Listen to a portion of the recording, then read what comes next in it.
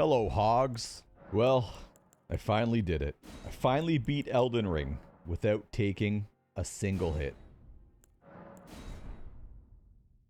This run has been honestly insane. I was working on this run maybe a couple years back. Not this exact run, it was a different setup. The Serpent Hunter run. But over time, I was just like, I didn't really have enough time to commit to really getting it done. So I took a big break and disappeared for a while. But eventually we came back and decided to go for this hitless run once again. This hitless run is using the iron balls. I'm going to just try to give you guys a little walkthrough or kind of guide your way through this video, as I do have to submit something on YouTube so I can submit it to Team Hitless. So hello, verifier, if you're watching this, hello. Please be nice. But yeah, I'm going to try to put some commentary over top of it if I am putting it on YouTube, just to, you know, add a little extra. There will be no edits, no cuts. If it does get quiet, I'll just let the footage play. Some sections, there's not a lot to talk about. That death right there is scripted, so it is allowed in Hitless. So basically, I'm not allowed to get hit by any enemy or stagger, even if it does 0 damage. If an enemy touches me and staggers me, it does count as a hit. So literally anything that the enemy does to me, I will take a hit. There's a few exceptions, like the Poison Cloud in Fort Faroth and Patch's little Smoke Cloud. They don't count as hits. So I believe I do take a Poison Cloud, but it doesn't proc the poison. That's the reason why it doesn't count as a hit. If the poison builds all the way up, then it'll count as a hit. But luckily in this one, it doesn't. I'll just test my controller out there, making sure it works fine, you know. Also, it's boring going up elevators. But yeah, this is probably my, I want to say, 15th or 17th attempt, somewhere around that category. Fortunately for me, I don't take too long in this run. This run is under 2 hours game time. So a pretty good run. It is like an hour setup, and then the rest of the run just goes pretty quick. So we just start off with some basic stuff. I strip all my gear so I can sell it, so I can buy some stuff early. I just go a little around there so the Draconic Tree Sentinel, not Draconic, the regular Tree Sentinel kind of just goes back and doesn't attack me. So yeah, I'm trying to get a little bit of money so I can grab just a few things so I don't have to come back here as often. He does have a crafting kit and some pots that I need. So that's the main point of going to this vendor first. There's another crafting book that he sells, but I have to come back later. We don't have enough money for that. Because I did choose the cracked pots for my starting gift. Never know when you need a lot of pots. So yeah, we grab the 3 pots and we grab the crafting kit and we get the hell out of there. On our way to get the little horsey. Yeah, like I said, this one will probably be pretty straightforward. I'll try to, you know, throw a couple jokes in once in a while. But it won't be like an edited YouTube video that you probably might see later on in this one. I'll probably upload this one first. I had a plan of uploading, I have a couple challenge runs that are done already, but this one kind of takes priority. I didn't know if I was going to hit this run this early, but it did feel good, man. Yeah, spoiler alert, we know hit it. Unless the verifier sees something different. But I'm pretty sure, I mean, we're going to watch this over again anyway. And see what happens. So yeah, we grabbed the kookaries from the front there. We need a bunch of kookaries. We use them to exploit a lot of sound and stuff like that. So you'll see me try to grab the kookaries in any spot I see them. Yeah, pretty straightforward opener you've seen in like every Elden Ring video or even in your own playthroughs. You just immediately go get the horse. That's your main goal. So we go this way. There is a flail in one of these chests down here that we need to grab for a little trick we do to get the iron balls. So I take out these 2 guards just in case. You never really know in this game, you know, who wants to mess around with you. So we just safely take them out. It's hitless after all. I have had so many crazy things happen to me in this run where I had to readjust strategies and change stuff around, and maybe somebody's strategy wasn't really working out for me. So I modified it and kind of did my own strategy, or you know, maybe followed somebody else's strategy. There's a lot of things that might work for some people that they're comfortable with, and some that might not. This part always kind of scares me. I feel like I could possibly get hit here, but it's never happened, thankfully. But it's at the beginning anyway. It's not too big of a deal. So our next mission is to grab the Ash of War Golden Vow. And on the way, we can grab a few things. There's a golden seed here and some mushrooms. We need mushrooms for sleep pots and holy pots that we need for one mini boss. So we grab a few things there. Grab this grace so we can warp back to it. It's kind of the main hub for a couple parts of this run. And then we go this way. There are some smithing stone ones. Since we are using a smithing stone weapon, we have to collect a lot of smithing stones at the start. So there's 12 smithing stone 1s, 12 smithing stone 2s that we need to collect in the wild. I'm trying to look for like any extra money that's laying on the floor, like the golden skulls, so I can get the smithing stones a little earlier, but it's not a big deal. It's kind of like a mini game I like to play to see if I can find any extra money. Yeah, we go this way to grab the strength knot tier, which you see up ahead there. We grab that since we're using a strength weapon. Helps us out a bit. Plus 10 strength. And we go grab this grace next to my man Bernie, because we have to murder him later. So everything I try to set up in advance so we can warp back to it, and it makes the run a lot quicker if I didn't get that grace, and then I'd have to warp to the Storm Shack grace and then run all the way to that grace later on. I two-hand this weapon off my horse. I've had a couple memes with this guy coming up as well, where I wasn't like two-handing my weapon, and then I couldn't jump off my horse in time, and by the time I get off the horse I'm one-handed, and then by the time I switch to two-handed I get smoked by this guy. So I made sure this time make sure my weapon's already two-handed, and we little sneak up on this guy, double unsheathed into riposte on the ground, gives us the Ash of War. Pretty straightforward. Yeah, unfortunately, the setup is pretty long, but it's kind of worth it. I don't really go for too many crazy talismans and stuff. It's like there's a Blue Dancer Charm and the Ritual Sword Talisman that I do not grab in this one. I just kind of go with the bare minimum. I don't want to take forever doing this. I don't have a lot of time to do these runs. I get maybe like a run in a day. Maybe if I fail the run, it's GG and I can't really restart it. So the quicker I can make this run, the better it is for me. Then I can get maybe an attempt and a half in, or sometimes I'll just have to go through the entire attempt, even if I got hit, just so I can see end game and practice it. It's kind of a weird choice you got to make when you're doing these runs. But yeah, this vendor, I am like 30 gold short, so I grabbed some Roa fruit along the way because I know they're worth like 10 bucks a piece or something. I don't even know. But yeah, we want to get the pot from that guy. But yeah, so I'm trying to basically max my efficiency for my time that I have to play this game. Like I said, I might get one run in a day, might get two in a day. It's very rare I will get two, but if I can get one full run in, even if I get hit, it's kind of worth the practice. It is frustrating though. Like all my last runs, I've died at Radagon, I died at Fire Giant, Godskin Duo. I think there's a couple more in there that's end game, and then a couple early game ones I died to, which is really frustrating. After the hour mark, where we finally start collecting everything, and then the restart and have to do the setup all over again, is so heartbreaking. Yeah, we grab all these little runes. We do use most of them for buying stuff along the way. And we're off to the Third Church of America. Yeah, we're going to use some of these runes right away. We need 600 runes so we can grab 3 smithing stone ones. Everything I do is pretty deliberate and usually has a purpose. Maybe there's some things I don't, you know. I might attack a critter every once in a while, but yeah, make the sleep pot.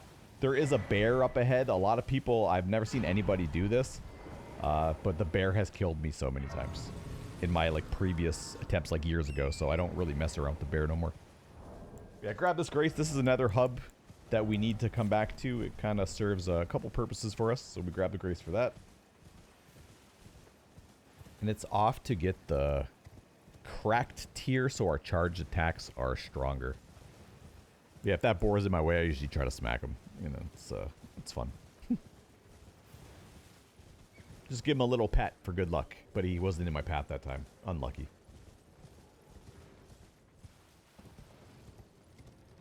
Yeah, we're going to get the Dectus medallion. Luckily, a lot of stuff for charged attacks are on the way for this. We grab these golden sunflowers for some holy pots that we have to make for one of the death birds. Death birds are weak to holy, and the holy pots do awesome work. But yeah, that's the spike cracked here. Gives us more charged attack damage, which is the bread and butter of our build. Of course, always grabbing some mushrooms along the way. And the lilies. Trina's lilies, of course. Got a little bamboozled there. So yeah, I sleep this bear. A lot of people just run past it, but he can like scream at you. And hit you from a million miles away. It's happened to me a few times. So I just sleep him now. I don't play around. I get some Trina lilies early anyway. So we get a sleep pot early. It's not like we're wasting any resources. By the end of the run anyway, I have leftover sleep pots, so it's well worth my time to just do that and not get hit here. It's, you know, we're 11 minutes in. To reset at 11 minutes, you know, not really something I want to do. Yeah, we go to this merchant. Grab 3 smithing stones. Help us along our way. And that leaves 3 final ones for another merchant later down in the line. Yeah, going up to this fort, if you try to stay on the left side of this, the little demi-humans will kind of get off the rock. They're usually hanging out on this right side. But I've noticed if you travel on the left, they will kind of get out of the way. And they'll kind of take your path. So I kind of bait them to the left and then jump to the right. Had a couple incidents where they've almost hit me, jumping up to the rock to get up here. But yeah, I kind of go around this way to let the pumpkin guy run down the path. And there's another lily here that replaces the one I used for the bear pretty much. Like it's just a little, like I've used nothing. And then instead of going up the ramp, we can jump up this rock with Torrent and we'll do a little hop there, and we do a little Metal Gear Solid stealth mission here. Take that guy out, no problem. We don't want to get hit in this fort. Again, everything's pretty safe. A little slower than you might imagine. Yeah, we sneak up on a couple guys even with no Assassin's Gambit. Not too hard. And we take this guy down like a whack-a-mole. He just pops up on us. Do a little crouch walking here just in case this guard can see me. Sometimes he does, and then he chases you up the ladder, and then you gotta either bone out or hopefully he goes back down.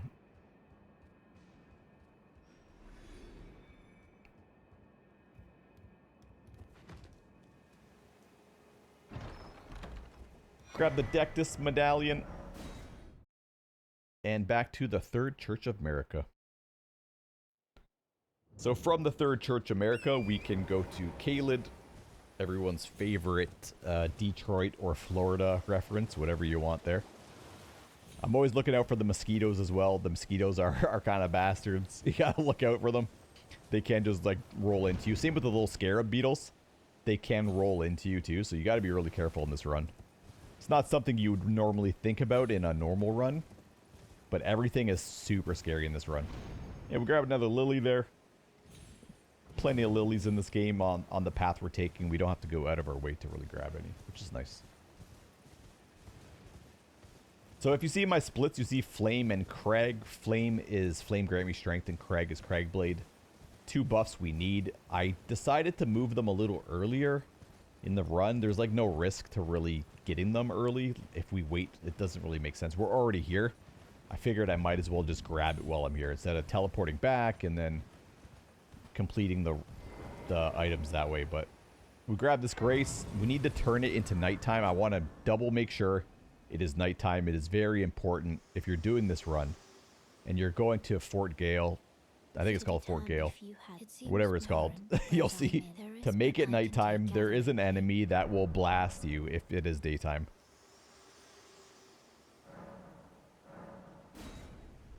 Yeah, we have to listen to Melena's dialogue first, unfortunately, if you sit here in Caelid. I mess up there. Don't mind me. I'm just a little crazy. At this point, I've been awake since like 4 o'clock in the morning, and it is like 9 o'clock at night at this point. It's been a long, hot day. My AC blew out yesterday, so I'm doing this run just sweating. Like, it's a hot summer day today, you know? There's no air conditioning in my place for a couple days now. I'm waiting for someone to repair it, and I feel like the sweat is helping me out in this run.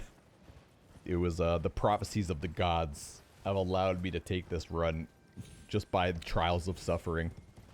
Yeah, we go up this way, try to avoid any big dogs, and we make our way towards this fort. In the splits the other way, I would kill this guy normally. I feel like he might alert the other guards if you don't, but luckily we got past him fast enough. He didn't notice us. So there is an archer right on this cliff. You'll see me look at him a lot. Like, if you see purple, the run is dead. He's gonna shoot some arrows, and they track you all the way past this castle. And he will keep shooting it. But yeah, nighttime is for that guy specifically. And then this one, we just take our time, hug the wall. We sneak around these two, I don't even know what they are, like flaming chariot dudes. And we slowly make our way to Flame Grant Me Strength, the big buff that we need for this run. If we don't have this buff, the run doesn't happen. Then we fast travel out, go back to Caelid, pop some runes so we can get the Beast Torch, which helps us scare away any animals that are in our way. They will just straight up not attack you if you have this torch. It's awesome. I believe the big giant dogs will still mess with you, but for like the rats and stuff like that, I think smaller dogs won't mess with you. The birds will mess with you, by the way, so if you're trying to use the Beast Torch and there's birds, the birds will get you. The birds are bastards. We don't like the birds at all. They have a pretty notorious section in the later game that pretty sure everybody hates and wants it out of the game.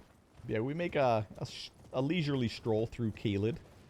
Try not to aggro anything. For some reason, there's a dog up on this cliff. I think you'll see me look at it. And for some reason, it just aggroes you from a million miles away. You can just hear it in the background. He was just stomping. And then I look up at him. Yeah, there he is.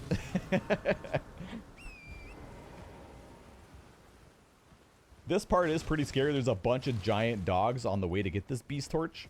Makes sense. I guess that's why it's over by this vendor. But yeah, if you take this path kind of through the middle of all these like rotting dragon corpses or whatever these are, you can see a dog on the right side there. If you take this like middle path, usually pretty good. And we just beeline it straight through up to this merchant. This Beast Torch costs 1,200 runes. Not too bad. It's easy to grab. Grab it. Beast Torch. And then we fast travel back to the Grace so we don't have to mess with any dogs. Pretty good setup. Like I said, this video will not have any edits. I don't think the edits are allowed in a Team Hitless official verification, so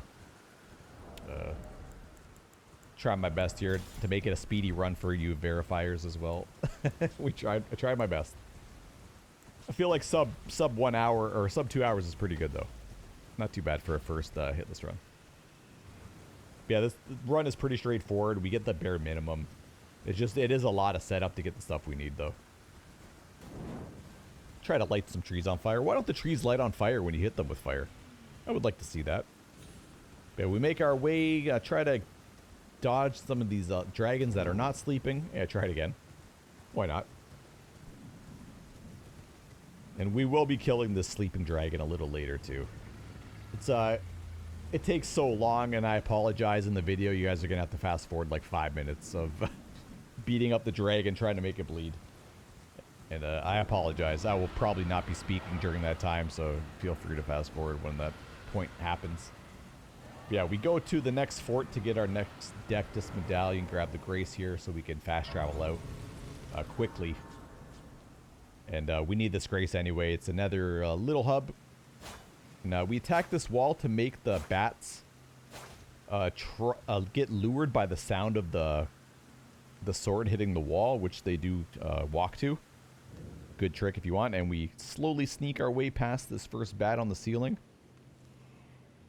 I find if you just start sprint crouching here and then full sprint when you hit this little pillar, you're usually pretty safe. We do unfortunately take a tick of the poison gas, but it doesn't fully proc, so we're safe here. Bat at the stairs is always scary. One day they're just gonna fly up on me, I swear. Yeah, go to the chests, grab the next Dectus.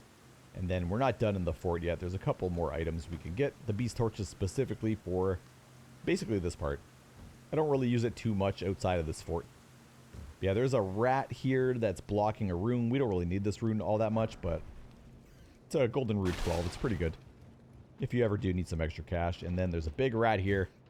I don't trust him at all, so I jump over the boxes. And we grab Radagon's Source Seal, which is one of the 3 talismans I'll be using. There's 4 talisman slots. But we don't really use all 4. I'm just a Giga Chad like that, I guess. I'm mostly just scared of going anywhere else. To get like the blue dancer charm. There's a couple memes in there that sometimes if you jump across gaps, you get a baby jump. And it's happened to me a few times in that cave. So I just don't even bother anymore. It's such a bummer to lose your run that deep. Yeah, we go this way. We're going to go get the Cragblade now. But first we're going to go up and grab a couple items up here, which saves us a little money later.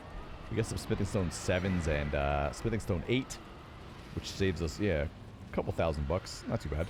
Jump back down, and we make our way towards the Cragblade, and which gives us the Radon teleporter as well. So it serves us 2 purposes here.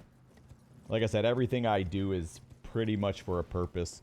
If I'm grabbing a grace or I'm grabbing some items, it's usually going to get used at some point. And we carefully make our way. There's a graveyard a little further back there. Oh, this is a graveyard too, but there are some enemies that spawn out of the graves. You got to be really careful. And then we try to take a straight path here. There's a bunch of bats on both sides.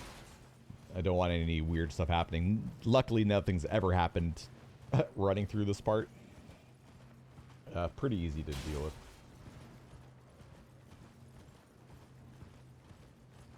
And there is a giant troll here that throws giant pots. Again, this part, if you're going this path, there is another deathbird that spawns just down this hill. If it is nighttime, he will spawn, so make sure it is daytime. You do not want to... He'll spawn almost right around here. And it's very, very sketchy. And you kind of want to take this path anyway for the safest way. I'll show you a nice little path you could take. On the left side down this hill, there is a lion for some reason. So you want to go to this tree root here and kind of stay on this tree root path. You'll get an aggro from the bird in the back, but he'll leave pretty quick. But the lion will chase you for like 30 or 40 seconds. And he's super fast. If you run out of stamina, he can catch you. Ask me how I know. Probably be saying that a lot in this run. Ask me how I know. Had a lot of meme stuff happen in like just random parts of the run, so a lot of this is built on experience and fear of my life. Yeah, Radon teleporter's right there. Grace is right here for it, and then Cragblade is just over the yonder over here. But this part is pretty sketchy. Oh, I don't know what happened. Oh, I think I switched to two-hander here. Just want to make sure again. So this tower that I'm running against has 2 archers inside it. So you want to be really fast when you're going up here. And there's a little cliff of cover here. So you want to stay behind this cover at all times. So it should take 3 unsheaths, I believe. And again, you want to stay in this cover. I roll over there and you can see them firing at me. Right way in the back there. So it's off to the Stormhill Shack, and we got to go to the next spot, which has our upgrade materials and our main weapon. So this is a little trek. Again, the setup is very long, but once we get the setup, this run just flies. Like we're killing boss after boss after boss. It's really nice.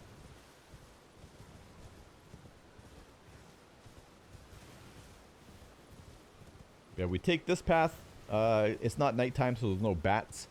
Again, nighttime does affect a lot of stuff in this game, so you want to be careful you're on the right cycle when you're doing this stuff, because again, any random hit could get you. Yeah, this path is pretty long, but it's a necessary evil for this run. There are a couple memes going through this section with the critters. If the critters fall on you, they can stun you or stagger you and cause you to lose their run. So all these little critters in here, there's so many of them. I've had one fall from like a tree right on top of me running through here. So I get my torch out so I can just see a little better. You can kind of see the critters light up. And the kind of saves any memes happening. You can kind of dodge out of the way if you do see some weird spawn in or something. It does happen. It's a video game. Also, the wolves will probably never interact with you if you have the beast torch here. Not that I don't think they've ever really messed with me anyway, but you just never know. Golden Rune 1 pickup. Could have used that earlier in the game, but that's okay. But yeah, we have $2,000 right now. A very deliberate amount of money. We just need, I think it's 1,800, but we can't really use runes for 1,800. I equipped the flail now and Radagon's Source Seal. You'll see me lose a little health there. That's from equipping the talisman. It gives you extra HP. I did not get hit. I promise you. So yeah, we equip that for preparation for our next kill, which is for our iron balls. We take the peaceful path here. We don't really want to jump down any cliffs or anything, so I just go kind of around. Probably could have did it a little quicker if I took the cliff way. But this way is really peaceful. Don't really have to worry about falling off a cliff or your horse. Sometimes the horse loses its double jump ability for some reason, and then you'll just fall to your death. There's a lot of memey stuff in this game. So we grab this vendor. He has smithing stone 1s and 2s. So we grab our remaining 3, and then our first set of 2s. So we need 9 more smithing stone 2s now. All the 1s are done. You take a very deliberate path here, trying not to aggro any of the rider dudes. I don't know what they're called. So we take a very deliberate path here. If you guys want to do this run, you could follow this path. It's pretty safe. I don't think I've anything ever happened to me on this one. But yeah, we're looking for the grace here. This grace will allow us to teleport to somewhere later on.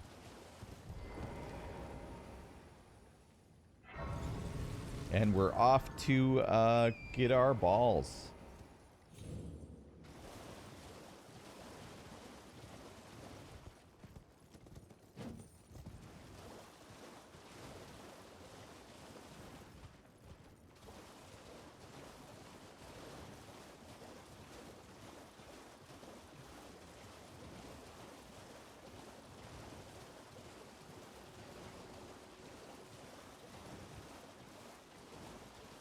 So we go for this next little part. There's an octopus around here. You got to be very careful. Anytime you're around this little section, you got to look over the stupid octopus. We grabbed this grace because we needed to come back here for a couple things. You can see the octopus on the right side there. He does change his location. So you always want to take a little peek before you make any commitments to jump off that little cliff. And we're going to the shack over here to meet our friend Big Bogart, Big Boggy, the guy with the iron fists. So we crack him into the little pot, and then we just spin on him. If you trap him in here properly, he cannot get out. If you misposition yourself, he can roll out of there and just punch you in the face. It's happened to me before. So we try to really lock him in there. So there's our iron balls, our main star of the run. And there are a couple more lilies right in front of him if you need them. And then we got a mushroom there as well. There are some smithing stone 2s inside this lobster little altar. I don't know what this thing is called, man. There's a bunch of lobsters around it. Be very careful when approaching this one. And we grab the smithing stone 2s. There's another set of 3s. We basically grab 4 sets of 3s, which is really nice.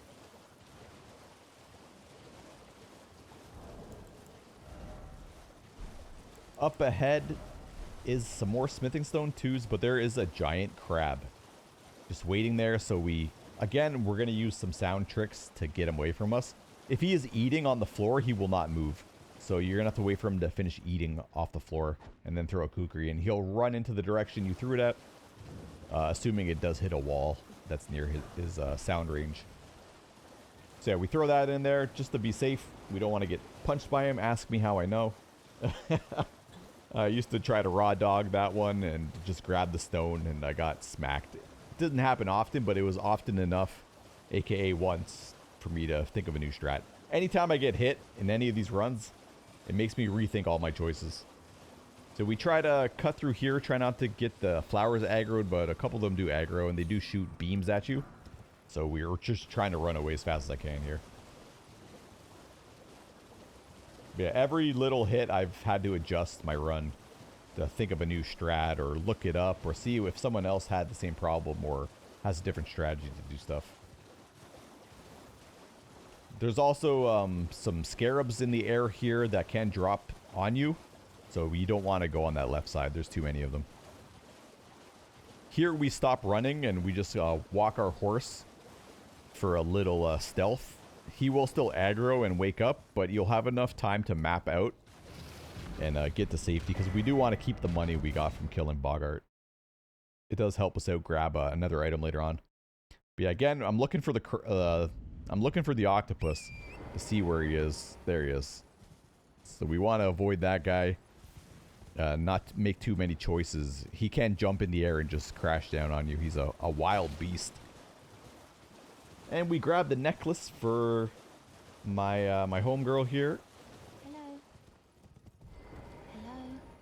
Hello. It's rather my mistress. Could I ask that thug only if We fill her request, give her the necklace back so we can get access to Volcano Manor for a very important item later on. Oh, thank you. Did I forget? I see. She does yap a lot though. So if you just walk out, she'll stop talking, and then you can move on with your day. But yeah, we're going to that grace we got earlier. There is a teleporter in this little area that gets us to the Raya Lucaria bridge, or whatever it's called. I don't even know what it's called. Maybe it's a bridge. But yeah, we go around. There's a lot of dudes that can shoot projectiles at you here. So I go around the ruins, and we hop up into this teleporter. Very cool teleporter. I don't see a lot of people using this one. This one gives us access to the Hitless Run. This is why we go for it.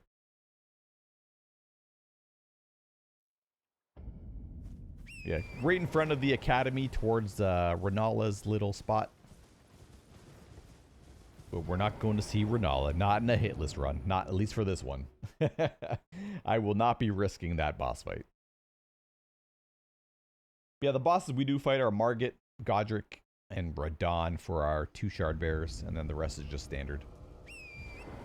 Yeah, go through these 2 teleporters and then make our way to the Hitless Lift, which gives us access to Altus Plateau, which gives us our smithing stone or bell bearing number 2 and access to the capital.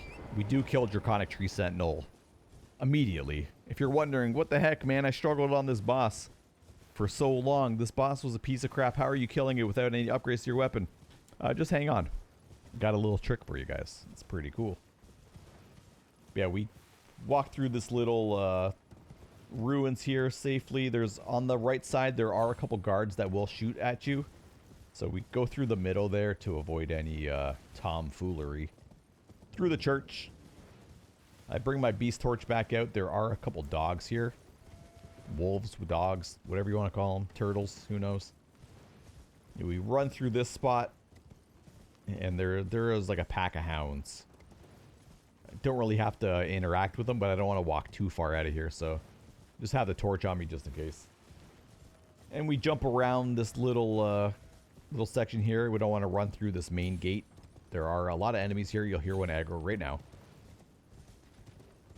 I don't know what spell he just casted, and I don't want to know. I'm not even going to look back.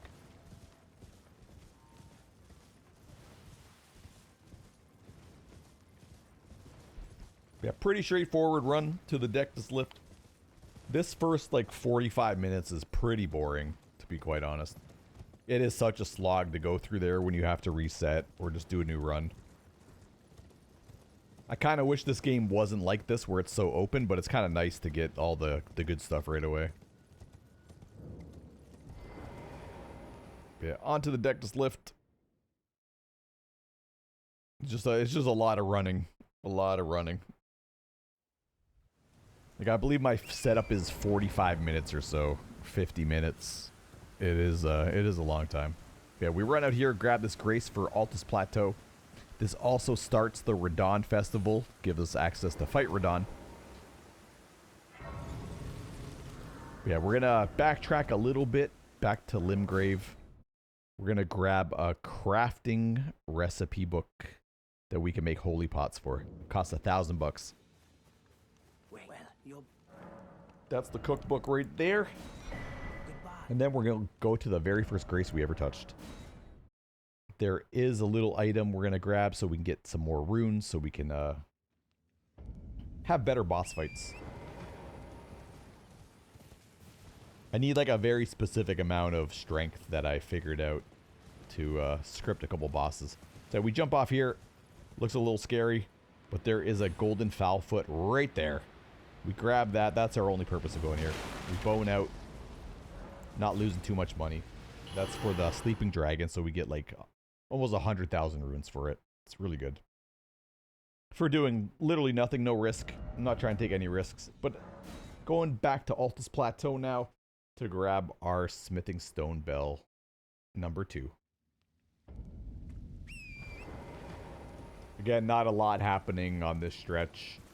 It's just a straight run. Have gotten memed closer to closer to the entrance here. It's a pain in the butt. Yeah, this run has been honestly insane. You're gonna look at the fights and you're gonna be like, "Cow, this looks so easy. I could probably do this." I mean, you probably could. But don't disregard the boss fights as like easy. It does take a lot of work to learn all of these fights and all the scripts and what happens if something goes wrong in your script and how to like actually fight the boss. It's a lot of work. There is a couple fights later on that it goes completely off the rails, and I'm just really fortunate I practiced the fight a lot. It's just, man, a scary, scary fight.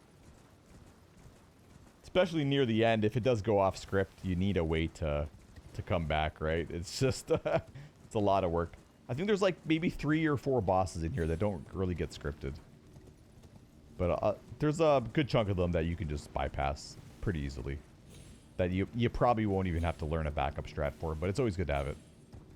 Yeah, these tree sentinels here, they have chased me all the way to this grace before and like hit me. I lit the grace. They swung through me. I had invincibility frames lighting the grace, and then like they did a 3-hit combo. By the time I got out of lighting the grace, the third one just cracked me. So I always kind of look back now and take my time. I used to just run straight to the grace and grab it because they never followed me that far. But lately they've been doing it, so I don't even risk it anymore. That's one of the things I had to learn too. A lot of the weird things I do is just because I've been hit and I don't want to get hit anymore. Please stop hitting me. Yeah, this is the path to get the smithing stone number 2. This one helps us out so we don't have to collect any more stones. This one as well, I had to find another strat for this cave because it was a little sketchy and I was getting hit quite a few times actually. Pretty simple solution to it.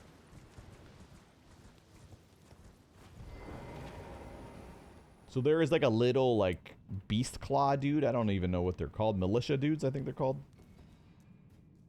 And he'll throw a smoke bomb at you near this chest. And then he'll come and attack you. So I found a little strategy here. If we just kind of wait for this guy to walk away. And he'll probably usually stop around there. And then we jump down. I almost screwed this up though. But we stun this guy with one charge R2. Backstab him. And it's so brutal looking. We slam him into this rock. And we grab this. I used to come from up top. on the little rafter there and jump down, and then he'd throw the smoke bomb. And then it was kind of a gamble after that. So I started to just sneak up on him and charge R2. One charge R2 will do it. And then one back riposte will kill him, which is really nice. And now it's on to the Draconic Tree Sentinel. We're going to take a little detour around here. We don't want the gargoyle flying down on us. Again, meme stuff can happen. We don't want to take any risks. Yeah, all you got to do is go around just this little section and he won't spawn, which is pretty nice.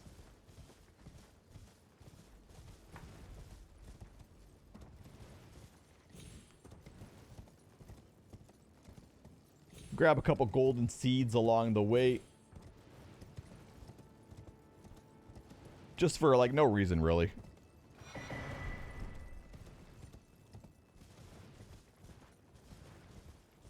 And then there is a grace up ahead that I take for safety in case I have to bone out of this Draconic Tree Sentinel fight.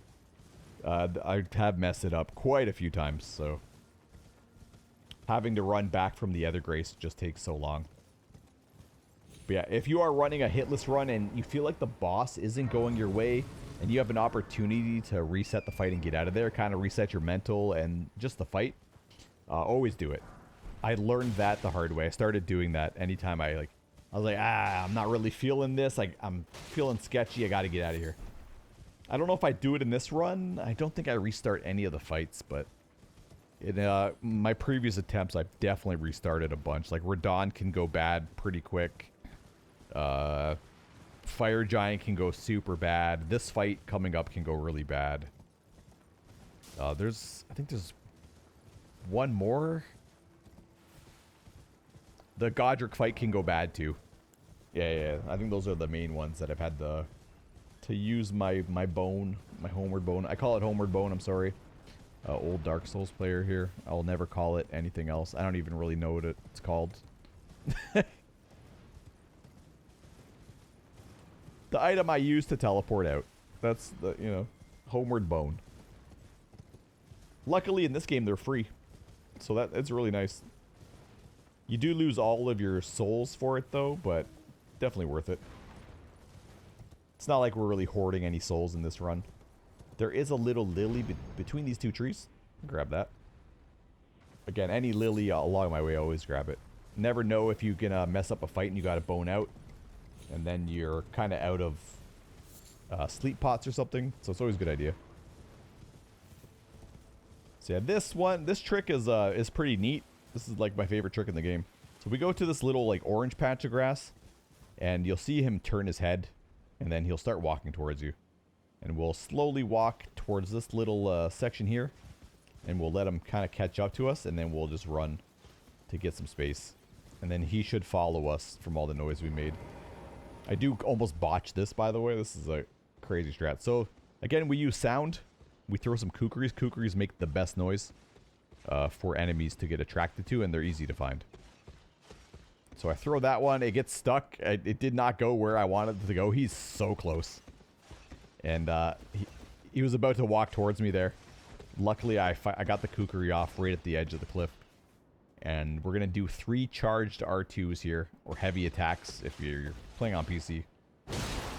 And then 1 light attack should knock him off the cliff, and then Draconic Tree Sentinel's dead. You don't have to worry about him. Also a very memey fight if you don't have a very good setup for it. So we just do it that way. Plus it gives us 50k runes, which lets us upgrade our weapon and buy all the materials we need to get pretty high up to start the run.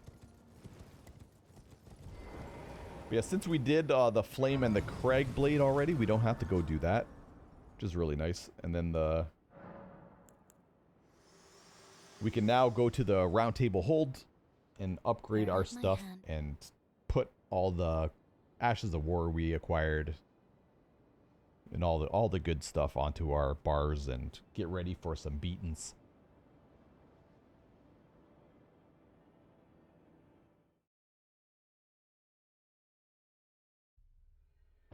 First business is we level up 16 strength, very specific, 15 faith, and 10 arcane. This just is the max amount we can level up with buying all the materials we need to upgrade the weapons. So I've done it so many times, I just know the values of it. Instead of coming back leveling up after we buy all the materials, we just do it here. Yeah, put all our flasks in, strength and the charged attack tier. And then we go and grab our smithing stones. Yeah, offer the bell bearing, give it to the creepy ladies. We grab a dagger and a finger seal so we can put golden vow and we can use the flame grant me strength with the finger seal. Two very important items to grab. But we have enough money now to go and upgrade our weapons. Luckily in this game upgrading weapons is based on weight. So the iron balls weigh nothing. As you can see, it takes 200 bucks to 400 bucks to upgrade our weapon. Not spending too much cash. Hit some Ash of War, put Cragblade with heavy infusion. And then on our dagger, we put Golden Vow, which gives us 11% damage. And then 15% damage with the Cragblade. 20% damage with the Flame Grant Me Strength. So our damage starts stacking up pretty good. Plus, I think 15% on the Charged Attack Talisman and 10% on the tier. So damage does get pretty good. But yeah, this part, we're just going to spin this flail and kill this dragon. And we're going to use the Golden Foul Foot to get extra runes off it. Nothing really going on here. I'll leave you guys to it.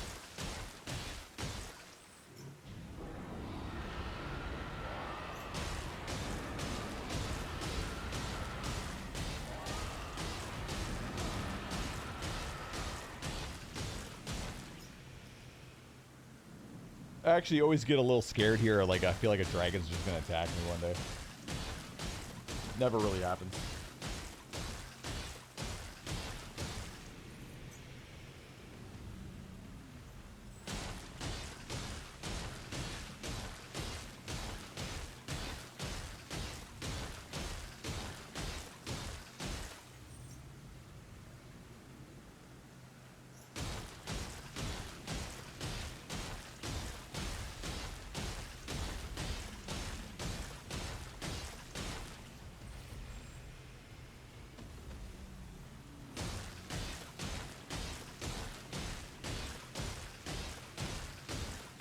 I guess we could talk about the run a little bit and like the difficulty of it.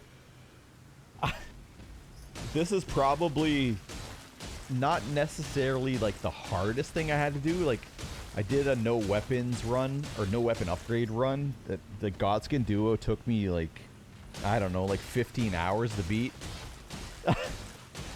But this run was just so demoralizing because I couldn't just try the boss again. Like, the run's over. If you get hit, the run is done. But with like a no upgrade run, at least you could just keep throwing yourself at the boss over and over again. You're not losing anything. You're not losing any progress, just time. But this run was so brutal, man. Like, the nerves get to you. Like, playing Elden Ring doesn't make me nervous at all. But when the stakes are so high, when you have to reset a run that took, you know, you're an hour and 30 minutes deep, and now you got to restart and do the whole thing all over again from character select screen. It's heartbreaking, man. I died to the last boss on a flawless run. I've died to pretty much every single split you see on here. Easily every single one, probably more than once. So it's a heartbreaker when it happens. Probably the hardest run I've had to do so far, though, for sure, in terms of just like mental stress. Not so much difficulty, because like we do have good strats for all the bosses and all the encounters we have.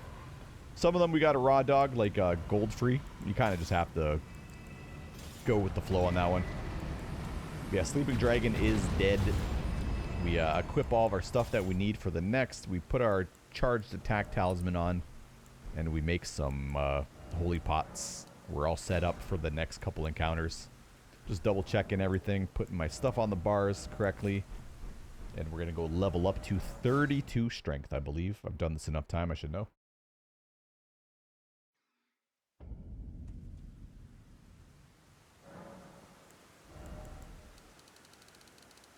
Yeah, 32 strength. Perfect. And now we're going to go kill Bernie for his bell bearing. which we need for one specific Ash of War, which is honestly the saving grace of this entire run. This would probably take so much longer if we didn't have it. So we do one tap heavy attack. We get his health down a little bit. There's a threshold of damage that he will attack you. So we get a cheeky little hit in so we can buff up. If we buff up first and we do that attack, he'll attack us right away and he'll kill us. So I figured this one out on my own.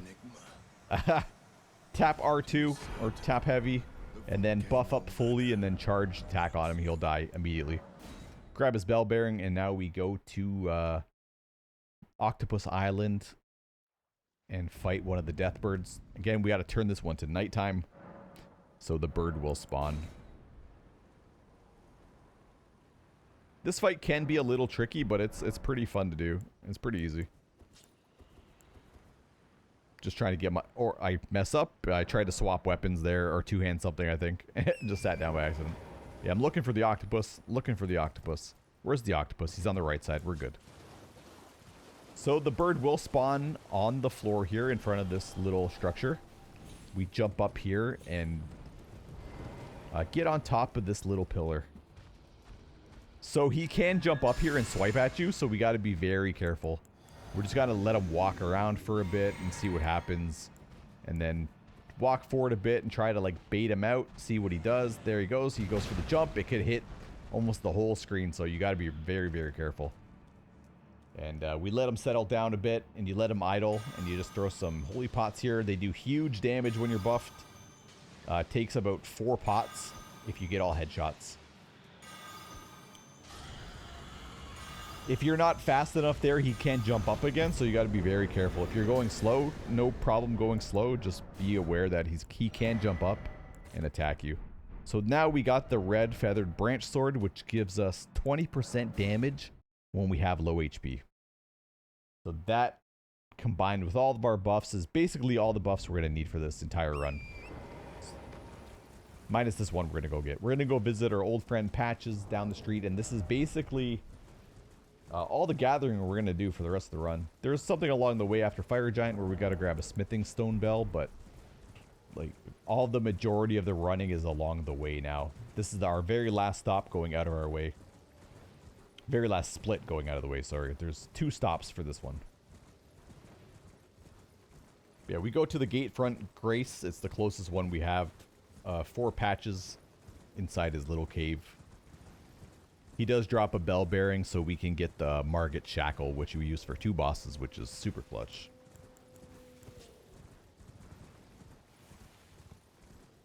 I used to drop down in this little crack here. You see me look right. Found the fall damage to be very inconsistent and died sometimes. So I jump over here, jump quickly over because the bears do attack you, and into the spring so we take 0 damage. Another little optimization I had to do because I just kept losing runs to just fall damage. So we run through this cave, a nice little trick. The bloody finger dude with the Reduvia will attack you here. And we do not want to fight that guy. He is way too random and chaotic for a hitless run. So a little trick, if you run back all the way to the entrance of where you came from, it'll despawn him and he'll return to his little world. And now we're free to go into the cave on the right side here.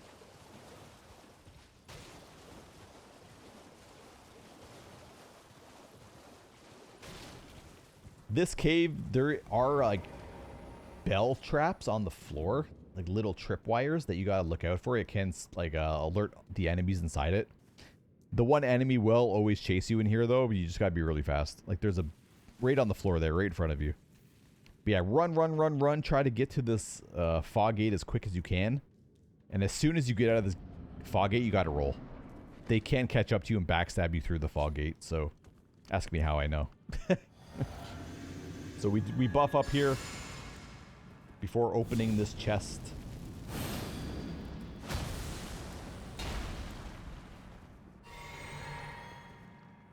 Get some mana just in case, you never know. Open the chest. We don't get the items in it because they're dog shit. And we break these little stools because you can get stuck on them. Again, ask me how I know. So for this one, the standard procedure is to backstab him when he's doing his little mist. But I found it to be very inconsistent. Sometimes you're a little too late and he'll turn around and stab you in the face. So we do jump attacks here. Again, the smoke is not a hit. It just debuffs you, kind of like the dragon. So yeah, 2 jump attacks should do it, and 1 R1 for a light attack. That'll do it. 2 jump heavies, 1 light, and that takes them out. We have a lot of damage right now. And off to Altus Plateau again very quickly.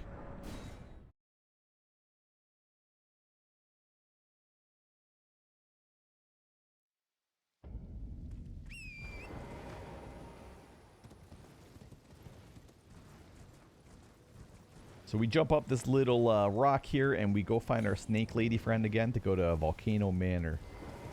I knew you. I hear. Take my hand. Give. I will pray.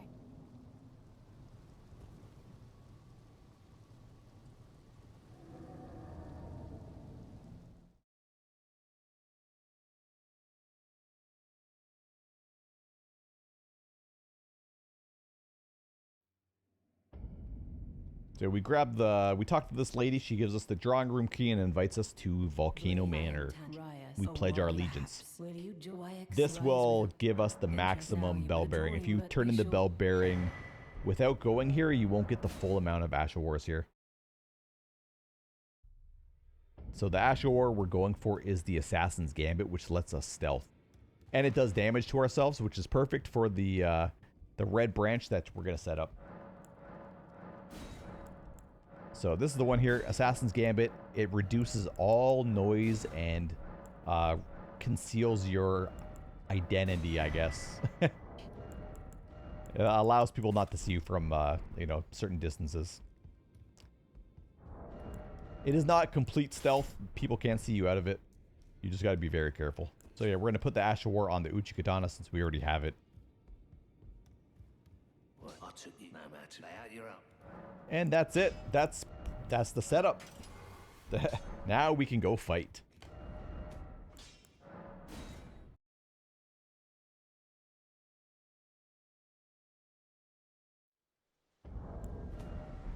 The good thing about going to Margit and Godric is the dungeon is very short. We can skip the entire thing with some risky strats.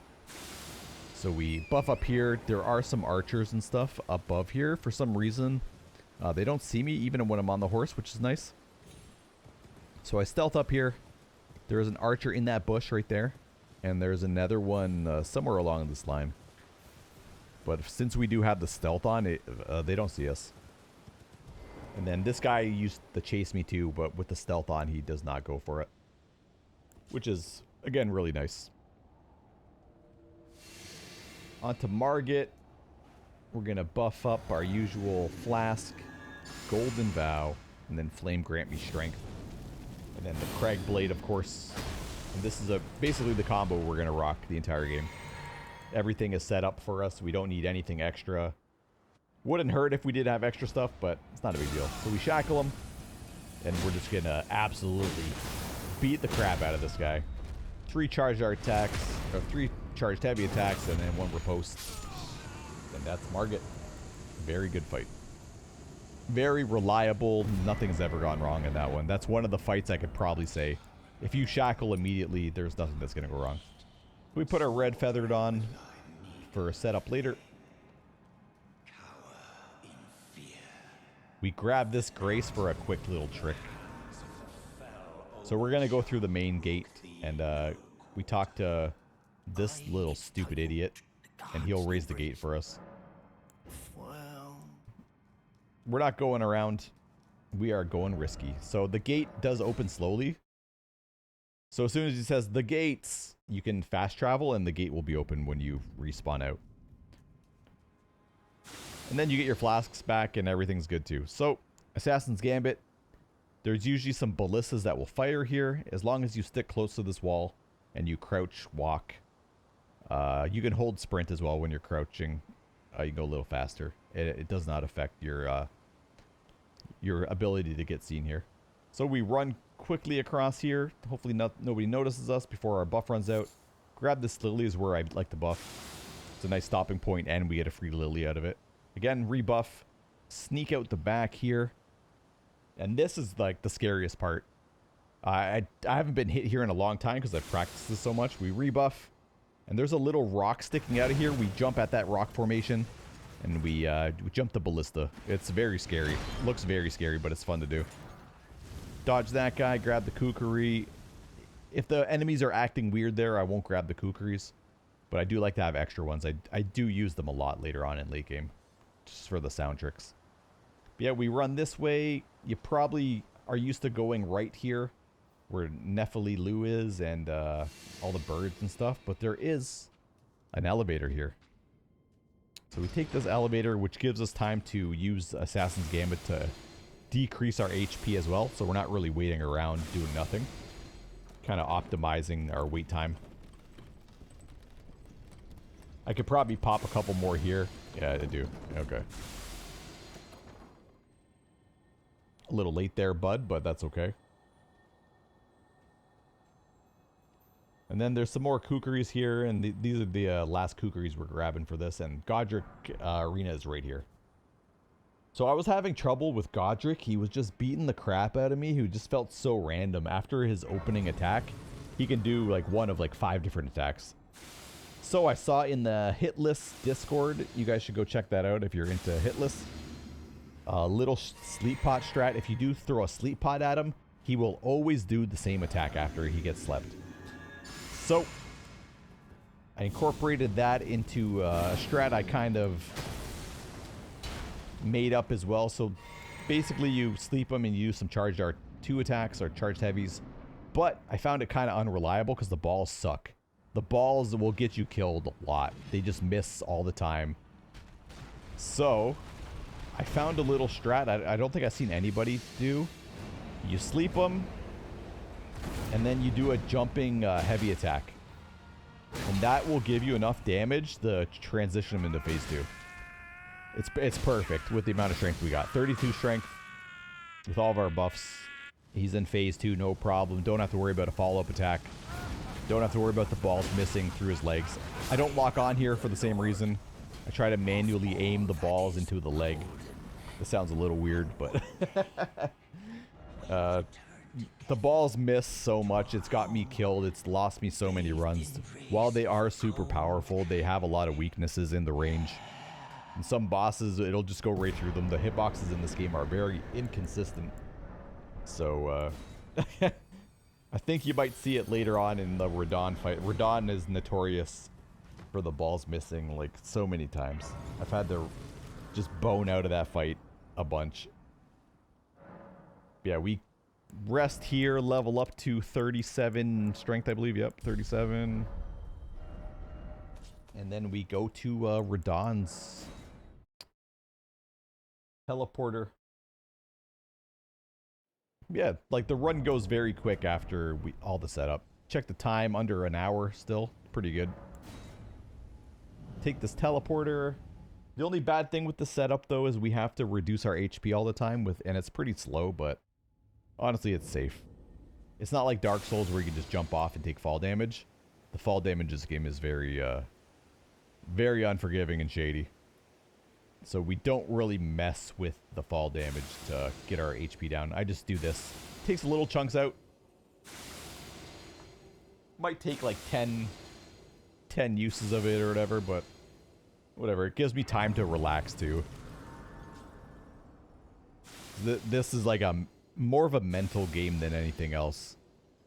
Because like if you've been practicing all the strategies... Like, basically, for Hitless, we will just make save states of the game and just practice those fights. So if you've practiced all these fights and you know the execution, it's all just a mental game. Like, you have to execute perfectly for hours. Like, this is a very short run. There's people that have, like, 4 to 6 to, like, 7-hour Hitless runs, depending on what they're doing. So, yeah, it's a lot of work. And then you got to be mentally sharp the entire time, which is a hard task. Anything you're doing for a long period of time is kind of brutal on your brain. But we grab this little smithing stone here to save us a little bit of money. Why not? Break all the stuff, because I don't care. And on to the elevator down to Radahn. This fight is very cool. This A lot of cool strategies figured out for this fight. Yeah, we're all set up for our damage buff.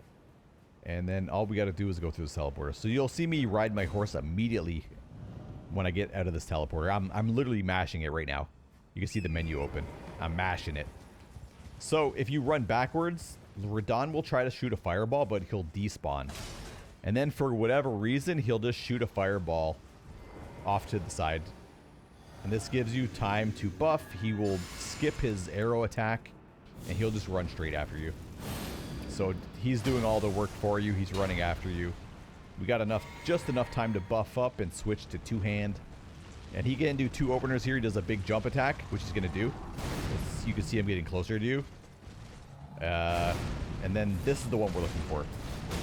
So we roll through them, do two charged R2s, avoid that hit, and then we hit the horse, or try to hit the horse, but we get his leg. No big deal. Wait for him to do the big explosion. Again, hit the horse. Balls miss. Roll in front of him so he does another scripted attack.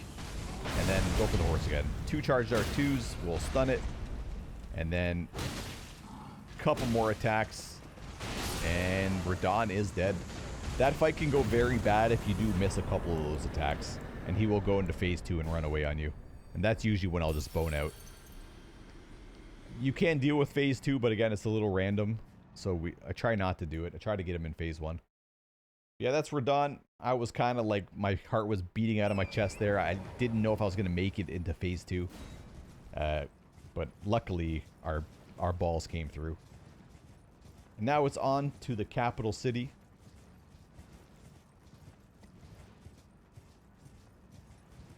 And since we've already killed the Draconic Tree Sentinel, we can just warp right to the capital.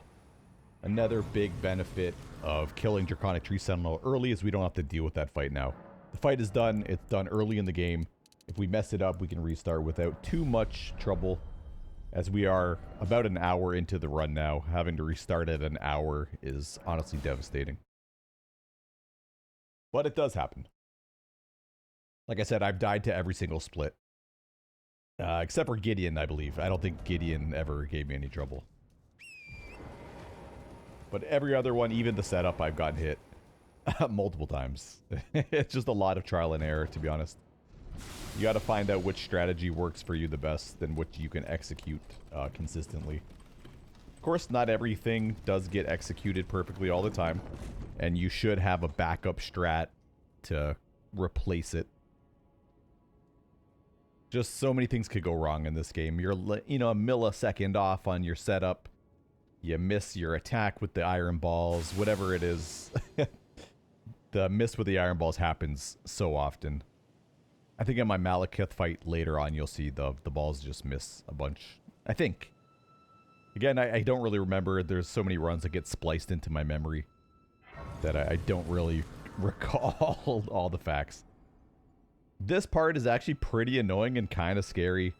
For some reason, these bubble people don't care that you're stealthed. I've tried to like sneak past them. They always seem to be very aware that I'm here, which is okay, whatever. But it is pretty scary. There's a roly-poly guy down there.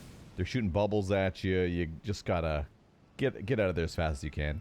This guy just chased me for some reason. I've never seen that happen. Of course, on a live run, that's how it works. And we take these golden rooftops, do some little parkouring. Make sure to keep our stealth alive because there are imps on top of all these rooftops as well. And we take a safer strategy down here. I was going straight through the capital down there. There's a tree that spawns. And most of the time, he never even came close to hitting me until he started to hit me. And that's why I started taking this way. The reason why I would go that way is because he has a really good grace that allows us to get back to the back door there pretty quick. But I found another way to get to that grace. So we're taking the rooftops over here. I'm blocking. You see me blocking. Blocking avoids baby jumping. So sometimes if you do a jump, you might not get the full jump. And you'll just, you know, crater to the ground and die. It happens quite often in this game. It's really annoying. But yeah, this is the grace we want. It gets us back without having to deal with the bubble people. Bubble people can be very random and chaotic, so we try to avoid that the best we can. Yeah, we teleport back in to reset the patrol patterns of these next two guards. So we want to catch this guard on the very right during his cycle where he exits through the middle of this little building section here. So he'll always go that way. It's always the same path he takes. And we reset the area just to get him to do that. And there's another guard right over here. Of course, he will not see us with the stealth on. Again, Assassin's Gambit, one of the best tools you could probably get for a hitless run. It just makes it so much more carefree.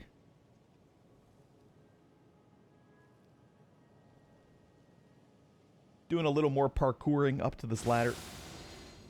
Stealth first, of course.